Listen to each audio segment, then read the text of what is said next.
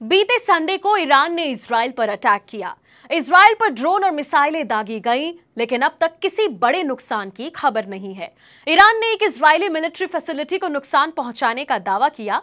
Iran ने कहा है कि इजराइल पर उसके 12 अप्रैल के हमले इस महीने की शुरुआत में सीरिया में ईरानी कॉमर्स एम्बेसी को निशाना बनाने वाले इजरायली वॉर प्लेन के जवाब में थे, जिसमें उसके सीनियर मिलिट्री कमांडर की मौत हो गई थी। हालांकि ईरान के इजराइल पर हमले के बाद इजराइल ने जवाबी कार्रवाई का ऐलान तो नहीं किया है, लेकिन जिस तरह इजराइल अमेरिका के चेताने के बाद भी अपने रुख पर कायम होता दिख रहा है, उससे कयास तो यही लगाए जा रहे हैं यह युद्ध कभी भी शुरू हो सकता है। वैसे हालात इतने बुरे थे नहीं जितने अब हो चुके हैं। क्या हुआ ऐसा जो आ गई है इन दो देशों के बीच दरार, बताएंगे आज आपको 5 पॉइंट्स में इस वीडियो में। हाय, मैं हूं मानसी, आपके साथ only on ABP live podcast. Iran और इजराइल के रिश्तों को टाइमलाइन के थ्रू समझने की कोशिश करते हैं। 1948 ईरान और इजराइल रिश्तों की शुरुआत साल 1948 से होती है। दरअसल 1948 में दुनिया के नक्शे में इजराइल नाम के देश का जन्म होता है। इजराइल के एस्टैब्लिशमेंट के बाद उसे मान्यता देने वाला ईरान तुर्की के बाद दूसरा मुस्लिम मेजॉरिटी देश था। दिलचस्प यह है कि आज जिस फिलिस्तीन के साथ ईरान खड़ा है, उस फिलिस्तीन ने ईरान द्वारा इजराइल को दी गई मान्यता को नकबा यानी तबाही बताया था। फिलिस्तीन ने इसे तबाही की एक टैक्टिक इंटरनेशनल एक्सेप्टेंस के तौर पर देखा। यह सब 1948 में इजराइल बनने के समय 7 लाख से ज्यादा फिलिस्तीनियों की जबरन बेदखली और डिस्प्लेसमेंट की वजह से हो रहा था। चलिए फैक्ट नंबर 4 की तरफ बढ़ते हैं और बात करते हैं 1979 के उस अहम दिन की। साल 1979 में इस्लामी क्रांति यानी इस्लामिस्ट रिवॉल्यूशन के दौरान इन दोनों देशों में दरार आ गई थी।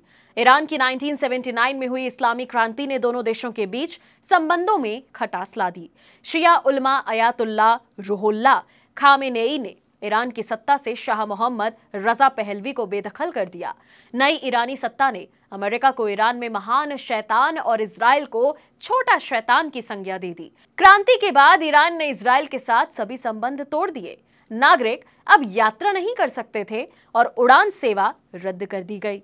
तेहरान में इजरायली दूतावास को फिलिस्तीनी दूतावास में बदल दिया गया। क्या हुआ इसके बाद, जानते हैं अगले फैक्ट यानी फैक्ट नंबर 3 में। भाई, इसके चलते कुछ सालों में ही ईरान और इजराइल के बीच टेंशन्स बढ़ गए। इस तरह से दशकों के दौरान दुश्मनी बढ़ती गई।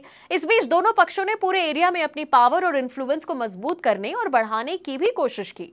बाद में दोनों देशों के रिलेशंस और खराब होते गए, क्योंकि इजराइल ने आरोप लगाया कि ईरान ने सीरिया, इराक, लेबनान और यमन में राजनीतिक और सशस्त्र समूह खड़े किए और उन्हें आर्थिक मदद दी। 1980 तक जारी था ईरान और इजराइल के बीच सहयोग। बावजूद इसके इजराइल और ईरान के बीच सीमित सहयोग 1980 के दशक तक जारी रहा।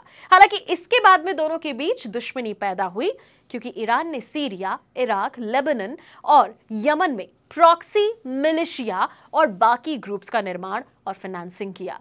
इसके अलावा आपको यह भी बता देते हैं कि प्रॉक्सी मिलिशिया एक लड़ाकू संगठन है जो एक समुदाय, क्षेत्र या देश के सदस्यों से बना होता है। फैक्ट नंबर 2 पर चलते हैं। माना जाता है कि 2010 में अमेरिका और इजराइल ने एक मलिशियस कंप्यूटर वायरस स्टक्सनेट ने डेवलप किया था।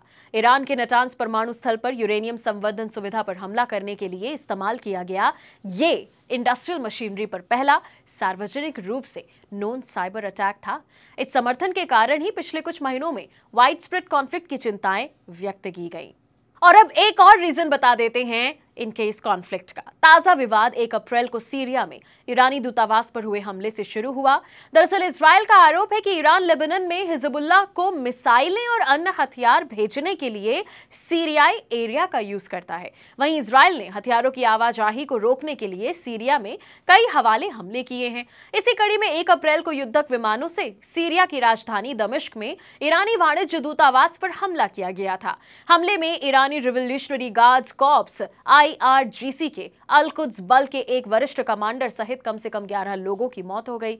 ये सभी दमस्कस एम्बेसी कॉम्प्लेक्स में एक बैठक में भाग ले रहे थे।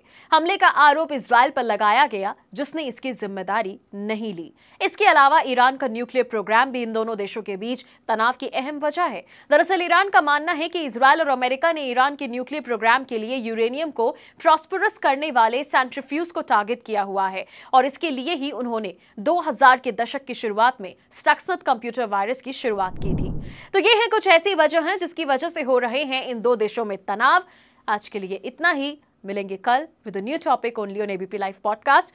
इन्फॉर्मेशन अच्छी लगी हो हमारे वीडियो को लाइक जरूर से करें, शेयर जरूर से करें, एबीपी लाइव पॉडकास्ट को सब्सक्राइब करना ना भूलें।